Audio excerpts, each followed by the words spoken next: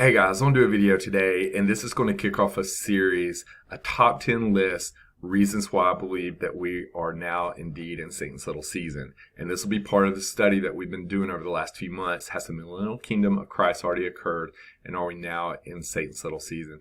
We've looked at a lot of biblical passages of being in this era that we are in today, looking at the book of Revelation, look at Daniel, looking at other books of prophecy, looking at Jesus' own words of his second coming, of the destruction of Jerusalem and fall of Rome, all the old world buildings, and speculated on who built them and for what purpose. But today, I want to kick off a top 10 list on the deceptions that we see today and that the last several generations have experienced.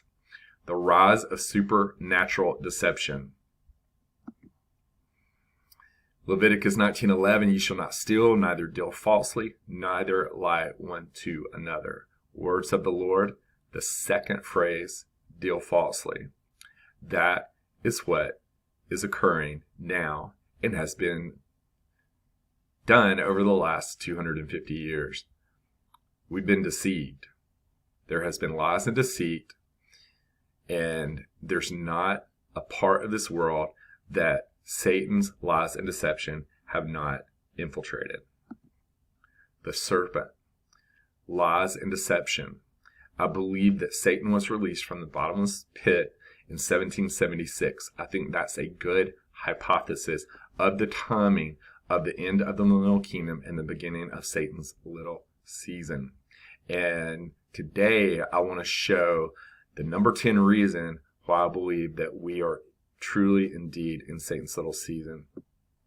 And this will be a good beginning to this topic because it will cover the last 250 years of wars that we have seen and experienced in this world.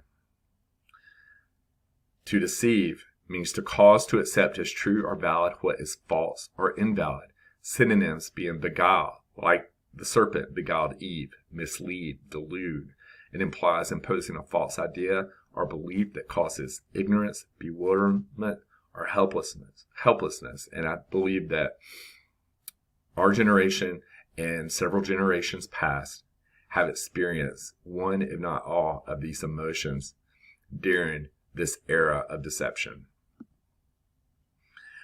So in this series, I'm going to show you a lot of slides. I'm going to show you a lot of evidence of why I believe we're in Satan's little season. But I can't tell you everything. You're going to have to read between the lines. You're going to have to look closely at slides. You're going to have to understand how everything is connected. And this will take time.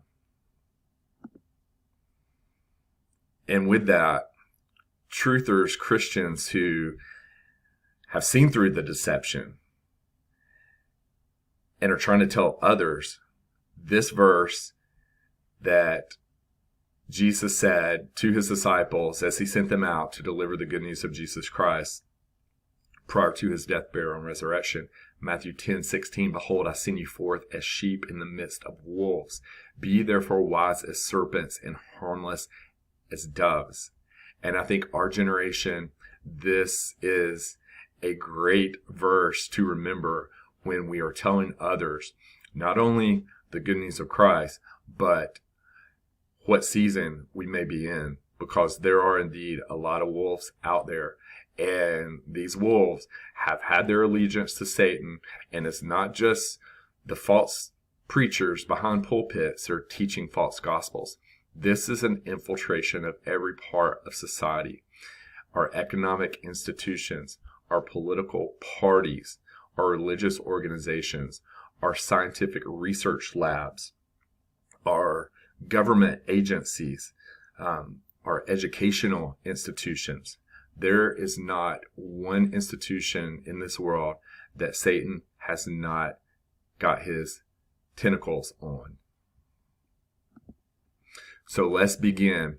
Number 10 reason I think that we are in Satan's little season are the wars that we have seen over the past 250 years during this time. And this slide here says Freemasons of the Revolution. and you see the American flag behind it. This slide's speaking of the American Revolution and Freemasons' involvement in the American Revolution. And as history buffs, we know that there were several Freemasons that were part of the American Revolution, the Declaration of Independence that was signed in 1776. Another thing that we'll see that occurred in 1776 was the beginning of the Illuminati. When you see Freemasons, Illuminati, the elites, secret societies, including Oddfellows, different entities like that, understand these are all branches of the same tree that give their allegiance to Lucifer. I was a college athlete, went to University of Alabama, played in the early 90s. We have booster clubs named Tide Pride, the Red Elephant Club, the A Club. They're all different clubs, but they all support the University of Alabama. In the same way, these different secret societies all support the same entity, Lucifer. And these Freemasons began in the early 18th century, awaiting on the release of Satan. They knew the timeline. They had rejected the millennial kingdom of Christ and were waiting on their light bearer, and were setting things in place for this transition of time. They knew exactly when it was going to occur, and they were ready when it did. This was the beginning of a changing of the guard. And so when you see Freemasons of the Revolution, and you see slides like that, and it speaks of the American Revolution, truly, this was a worldwide revolution. This was a Luciferian revolution. The French Revolution, the American Revolution, every other war that you see is part of this changing of the guard at that time. This is the symbol of Freemasonry, the square and compass that you will see, and you will see poses of Freemasons basically showing who their allegiance is to.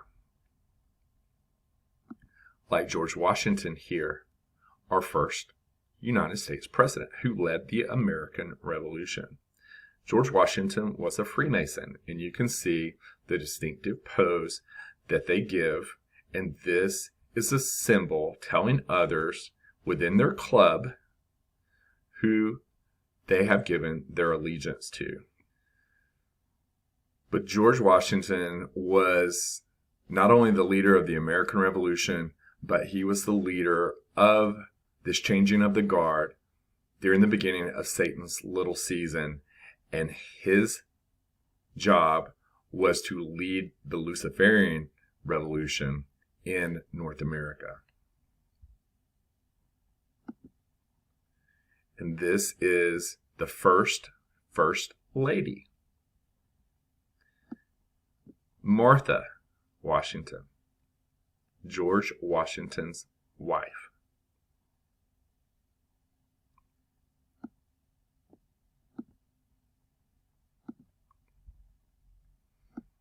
I'm going to blow this slide up. I think it's very important to understand, and I know you can't read it well, the fine print, so I'm going to read it, but this is labeled May 1st, 1776, the Illuminati is born from an extreme sect of Freemasonry.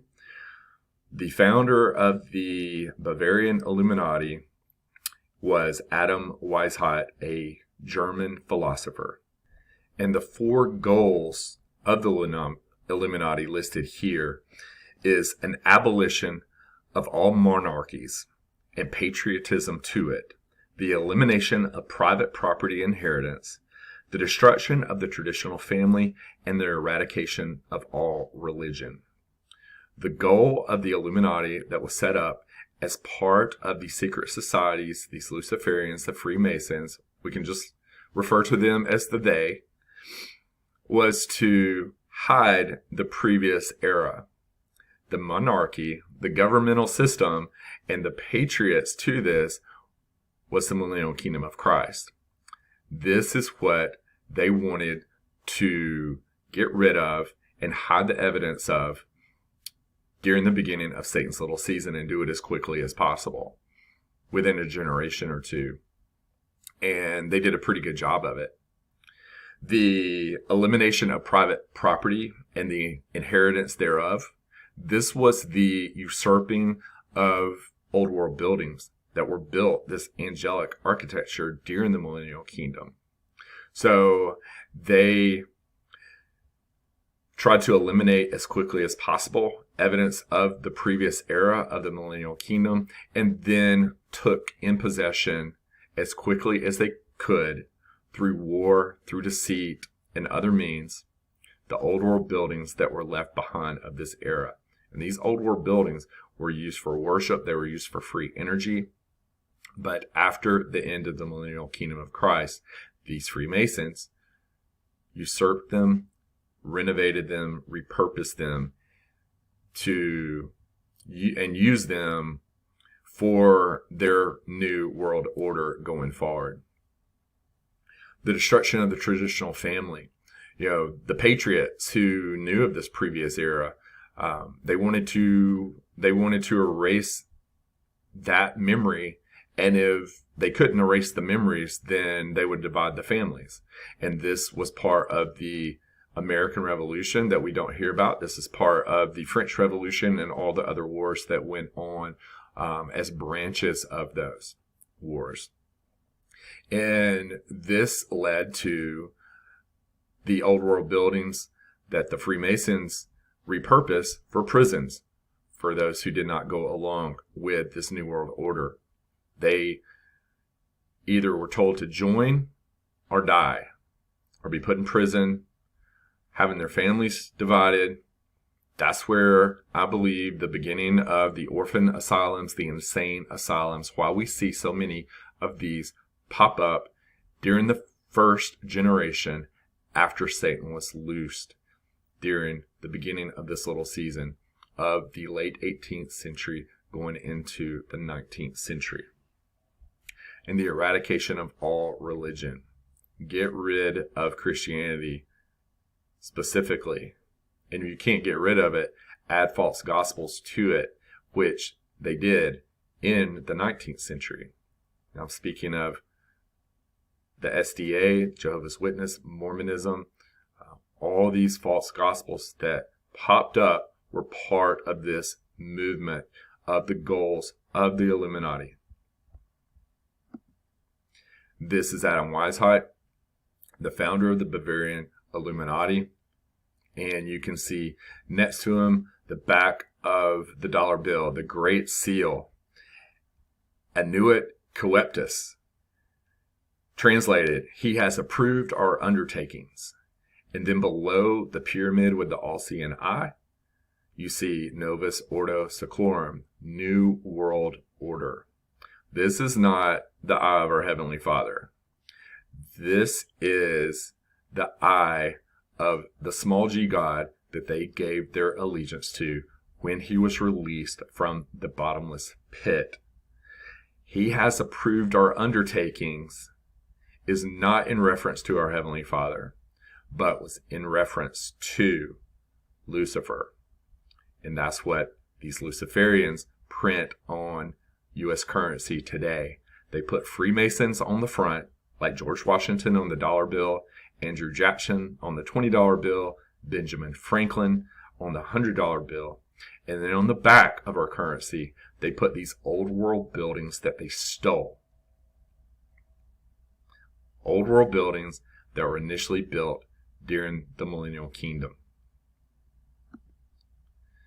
This was a mantra at that time period of the American colonies, join or die. And this is what was occurring at that time. The serpent was about to be released from the bottomless pit. Either join him or die. And you can see the Massachusetts Sun, printed in March of 1775, a year before the Declaration of Independence of the United States. And you can see the serpent is being joined together. And the other image next to it, the dragon. This is in reference to joining this movement, this changing of the guard giving their allegiance to Lucifer, Satan, whatever moniker you want to give him, the dragon, the serpent. Here, they refer to him as liberty. And we did a video on the Statue of Liberty discussing that. Do thou, great liberty, inspire our souls and make our lives in thy possession happy, or our deaths glorious in thy just defense. This is liberty. This is Satan that is established now, looking over New York Harbor, a homage to the time of Satan's release in the era that we are in now, Satan's little season. American Freemasons, 3 centuries of building communities. I found this funny because Freemasons really didn't build anything. They found Freemasonry and they renovated and repurposed it. They eliminated those who had come before, or eliminated the memory of the era that was past. And if you did not join or die and build these new communities within this new world order, you were either imprisoned or worse. And Freemasonry in the American Revolution, but again, Freemasonry is a catch-all phrase for those that give their allegiance in the past and currently to Satan. And the American Revolution that occurred at that time, truly, the American Revolution was simply a branch of a bigger picture. This transition, this changing of the guard, this Luciferian Revolution that was occurring with the serpent getting loosed and gaining liberty, and they were giving their allegiance to the light bearer in their eyes, and making the true light a thing of the past and a past memory, and erasing history, the millennial kingdom, and turning that era into what now is known as the Dark Ages. With this revolution, they had to burn the evidence of the previous era. That's why there were so many fires over the first 100 years after this transitional time. The Great New York Fire of 1776, a lost story of the American Revolution. But this occurred for decades and decades afterwards. Books were burned. Those who did not go along with it were imprisoned or worse. Buildings were destroyed to gain power, gain control and resources, but also to eliminate the past history and do it as quickly as possible. We talked about the Great New Orleans Fire. Every United States major city in the 1800s had a great fire of some kind. This was the Great Fire of New Orleans in 1788. And the reason that they give for this fire not being extinguished was because the priests refused to allow church bells to be rung as fire alarms because it was Good Friday. And so you will hear outlandish stories that are not believable, but they're so not believable that you're just like, oh, well, I guess that truly happened. Again, it's part of the deception. Ruining history. The War of 1812. The British marching into Washington and destroying buildings. This was basically a continuation, another nation as a pawn of the bigger picture, this Luciferian Revolution, and they were destroying evidence of a past history. And those that didn't go along with it, this is when this truly kicked off, and all these things that we hear about and wonder, why were there insane asylums that look so grandiose? Why were there orphan asylums and orphan trains? Why was this occurring? That is part of the bigger picture. Another print of the War of 1812 and the British storming into Washington, D.C. to destroy the Romanesque buildings with the domes, the cathedral-like old world angelic architecture. Those buildings that didn't get destroyed were taken over by them and repurposed into governmental agencies, institutions, museums, so that they can further their false history, whether it be in geopolitical fashion or natural history. This is the Great Fire of Chicago that occurred later on in the latter part of the 1800s. Again, the same narrative. You see the spires, you see the domes. All this was destroyed, and all the books and everything else within it.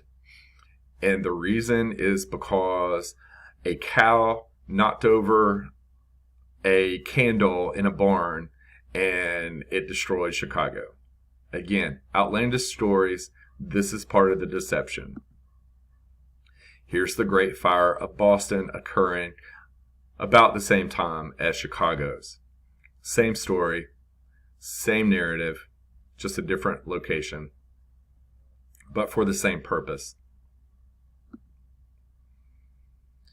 George Orwell, who is famous for writing 1984, Animal Farm, books that we had to read in high school.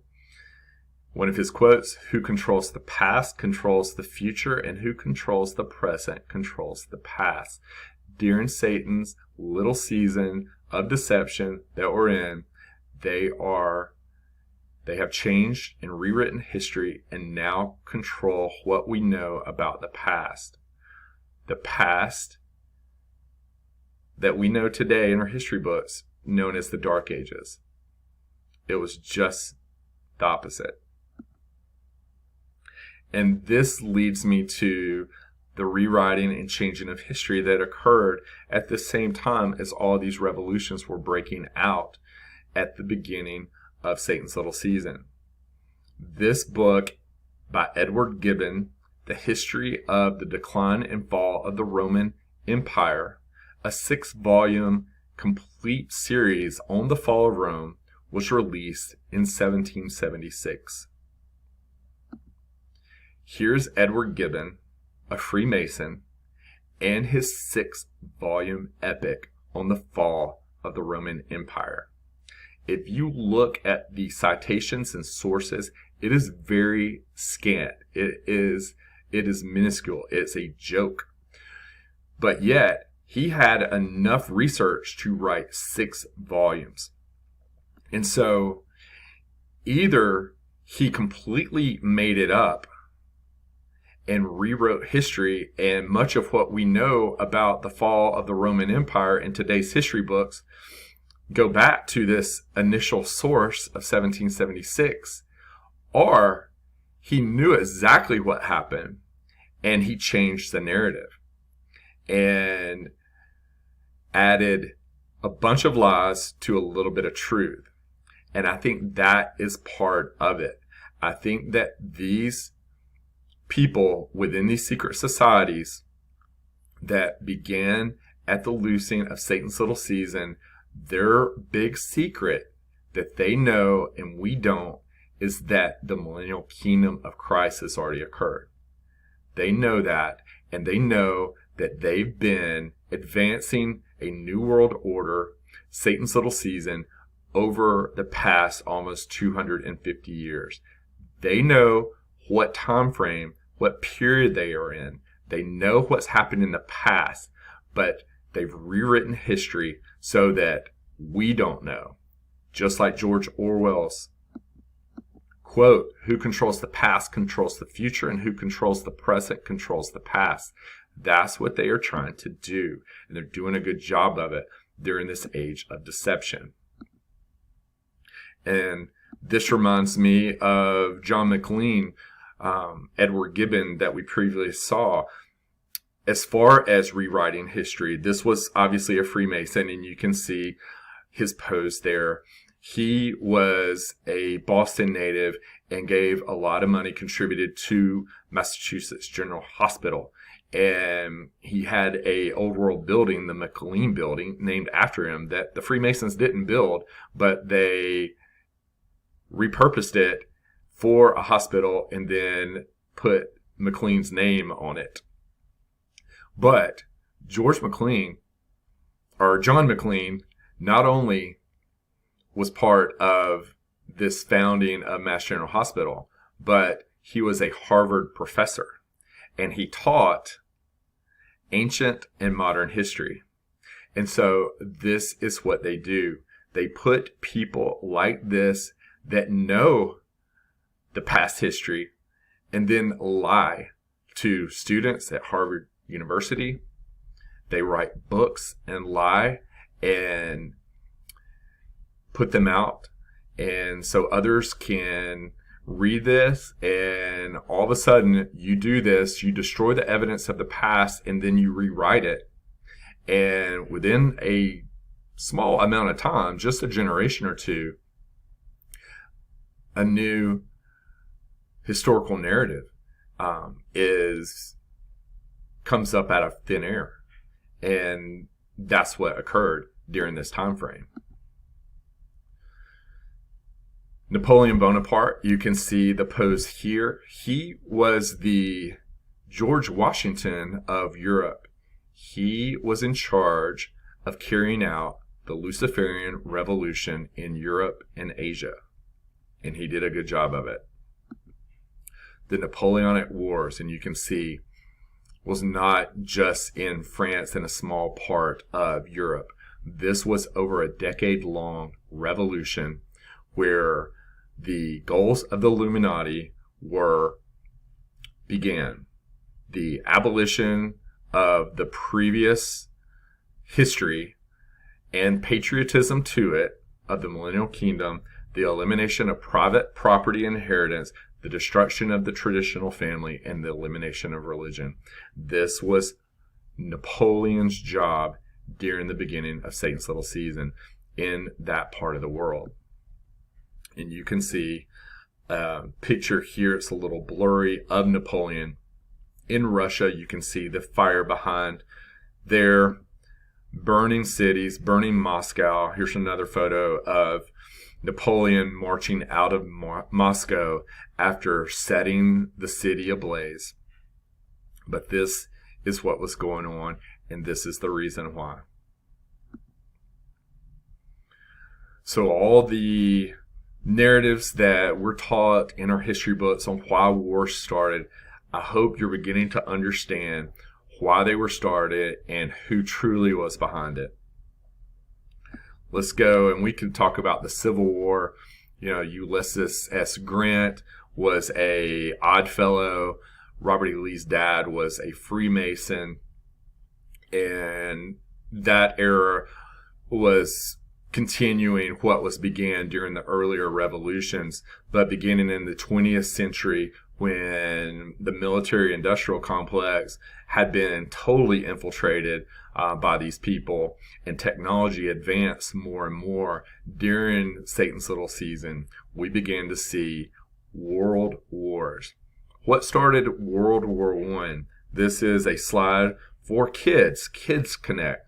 So we're telling our kids, oh, the King of Austria, King Ferdinand, was assassinated, and that began World War I. But now we know that's just a guise to basically not show truly what was going on and why wars were started. Here is the president, Woodrow Wilson, and his wife, Edith. Woodrow Wilson was the U.S. president during World War I. And he was part of a secret society at Princeton, the Ivy Club.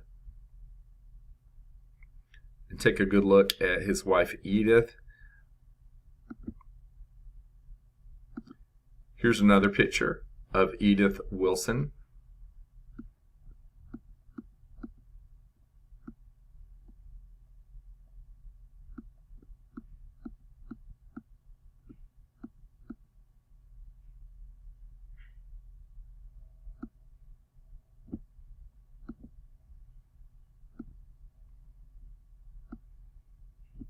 but the destruction of old world buildings, setting the previous era on fire, getting rid of evidence, and increasing their footprint on world politics, the geopolitical arena. All this was occurring during World War I. This was just a continuation of Satan's little season.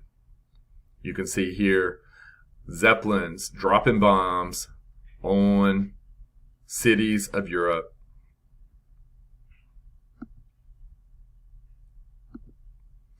You can see again these old world buildings. These were all over the world, and many have been destroyed. And those that haven't are owned by those who have given their allegiance to Satan in the little season. But this is what happened to many of these old world buildings over the last 250 years. World War II.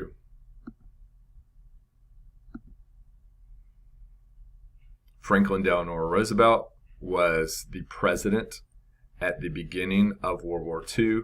He was a Freemason. He was an odd fellow. Harry Truman, who was president at the end of World War II, who succeeded FDR, was also, you guessed it, a Freemason and an odd fellow. And this is FDR with his wife, Eleanor.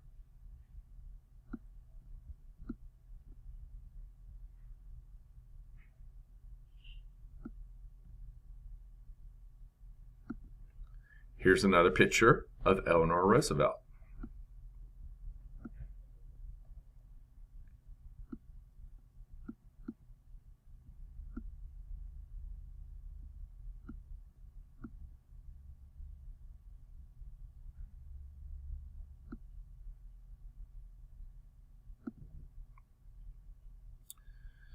But cities like this, Dresden, Germany, were bombed during World War II. A continuation of bombing of this angelic architecture that was built during a prior civilization, the Millennial Kingdom of Christ. Here's another photo that was adapted from black and white to color of Dresden, Germany before World War II. And this is what Dresden, Germany looked like after World War II. This is a crime that these buildings in the city was destroyed in that manner.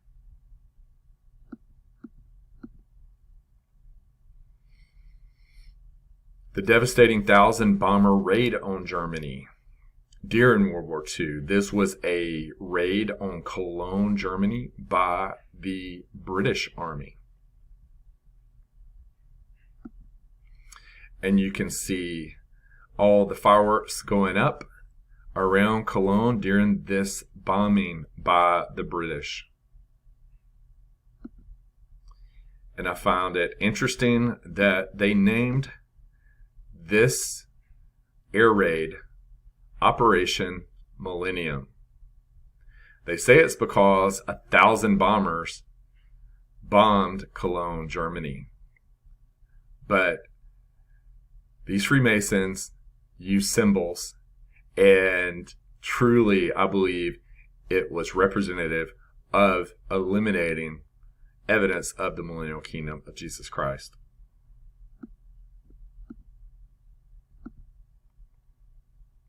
You can see all the bombs dropped during this era. Every one of those bombs, if it landed on target, were eliminating evidence of the millennial kingdom of Christ. And you can see the mass destruction. And they really don't care who gets in their way. This was Berlin before World War II. And absolutely gorgeous. Again, if any of this or all of this was destroyed, it is a crime. You can see the domes, the huge buildings, this angelic architecture that was used as a source of free energy and worship during the millennial kingdom of Christ. During this era, it's no longer being used for that purpose, but afterwards it's completely destroyed. You can see the Romanesque buildings, the domes, in the middle of a German city. This is because this was from a previous worldwide era that they were trying to get rid of. Now moving up to our generation, especially as Americans, 9/11, the Twin Towers, the terrorists hitting the Twin Towers after hijacking planes and running them into the towers. And then after several hours, the steel got so hot that it collapsed like a controlled demolition because the steel was too hot from these airplanes that ran into the top of the towers. That is what we were told with the World Trade Center report, the 9/11 report, several years afterwards, after multiple engineers and scientists looked at the data. And you can see one of the airplanes coming in to the Twin Towers after the first one had been hit. I don't know how much of the airplane they found, but they did find the passports, I think, of the hijackers. Thank goodness. And this was our president at the time during 9/11, George W. Bush, a member of Skull and Bones, just like his dad, George Sr., and just like John Kerry, actually, that you see there to the right, shaking hands with George W. Bush.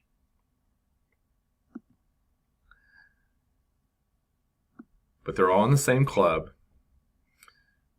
George Sr.'s speech 11 years prior to the day of the 9/11 terrorist attack gave an address of the nation and said, out of these troubled times, our fifth objective, a new world order. This is what he is a part of, this new world order. And people ask me, how long do you think Satan's little season has lasted? If it's little, why do you think it's taken so long? But I hope you see how it takes time to deceive the nations to the point that we're getting to. It takes several generations of eliminating history of the past and indoctrinating and reshape the minds of those present and of the future in order to get to the point that we know is going to occur and prophesied of in the Bible at the end of the little season. So it's going to take as long as it's going to take. But we're pretty close. George Bush is holding up in 1990 the fifth objective, a new world order, and he says we will get there. And I think 9/11 was part of it. But you see George W. Bush and his mother, Barbara, George Sr.'s wife. And there's Barbara Bush.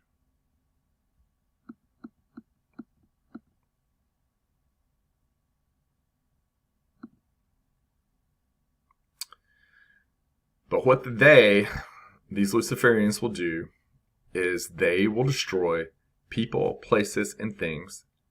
And it doesn't matter who or what, as long as it furthers their agenda of this new world order. But once they do that, they will memorialize those victims of the past, those buildings of the past, because that's what they do. This is part of Satan's little season. This is part of the deception.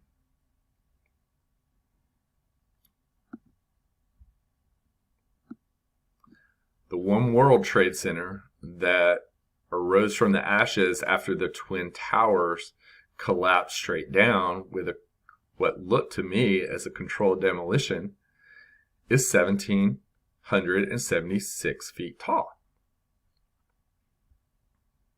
Again, it's all symbology. The Gulf War occurred after 9/11, and we were told there was weapons of mass destruction that we were searching and seeking out. You know, the invisible boogeyman, the terrorists, we have to go get. And this war went on for a while, and many bombs were dropped. No weapons of mass destruction were ever found. But going forward, if we truly are in Satan's little season, and this is one of the evidences of these wars that have occurred since Satan has been loosed from the bottomless pit, then what is next? We've seen the revolutions, we've seen the civil wars, we've seen the World War I, World War II. Could World War III look like this? And this leads me to the end of this video, and we will talk about this topic specifically on other videos going forward. But I just want to introduce this, that if we indeed are in Satan's little season, the next big thing is the deceived nations encompassing the camp of the saints, seeking to destroy it, and that fire from the heavens, from God, destroy those that are attacking it, the deceived, at that time. So it's interesting to me that the United States Space Force was developed and instituted as part of the military branch of the United States in 2020 by Donald Trump. This is the newest division that U.S. government has introduced since NASA in 1958. And it's interesting, is this a sign of what's to come?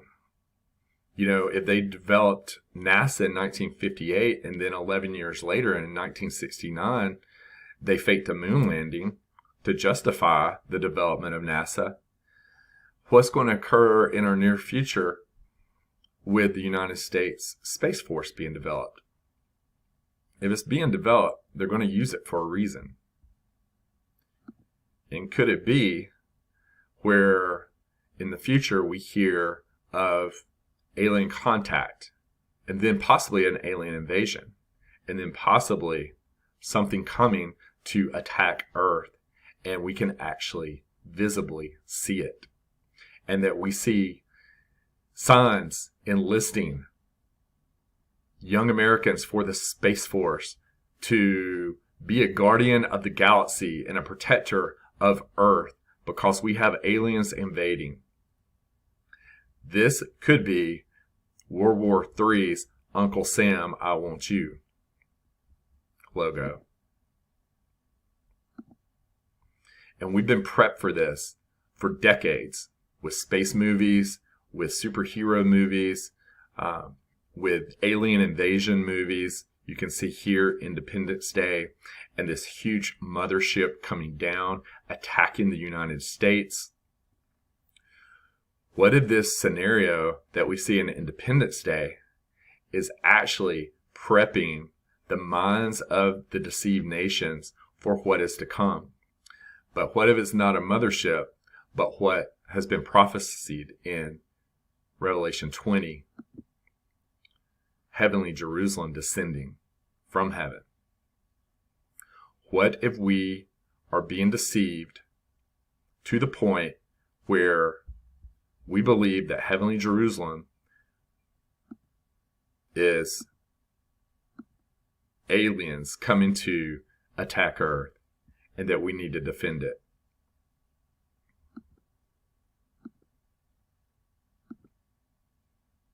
We know this is going to occur, and if we're in Satan's little season, this is the next big thing to occur. This is getting very, very close to the end of the book of Revelation, with heavenly Jerusalem descending with the Lord and Lamb within it. This is the time of judgment. This is the time where fire comes and destroy those that are attacking New Jerusalem, the deceived nations that have gotten their armies and encompassed the camp of the saints. But after that, a new heavens, a new earth is created. The resurrection of the last day occurs. The great white throne judgment occurs. And the beginning of everything you see at the end of Revelation begins. So if we are indeed in Satan's little season, this era of deception, this is the next thing to come. So again, as Christians, we need to be wise as serpents, harmless as doves. And in Satan's little season, tell others the good news of Jesus Christ and be the light of the world. We'll do another video soon. God bless.